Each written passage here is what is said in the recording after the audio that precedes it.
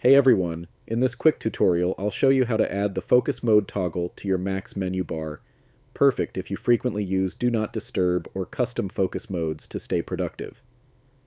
Before we get started, make sure to hit that subscribe button. It really supports the channel. Thanks a lot. Alright, let's begin. First, click the Apple icon in the top left corner of your screen and select System Settings. Once you're in, look at the sidebar on the left and scroll down until you see Control Center. Go ahead and click on it. This is where you can manage what shows up in your menu bar. Look for Focus in the list. By default, it might say, Don't Show in Menu Bar.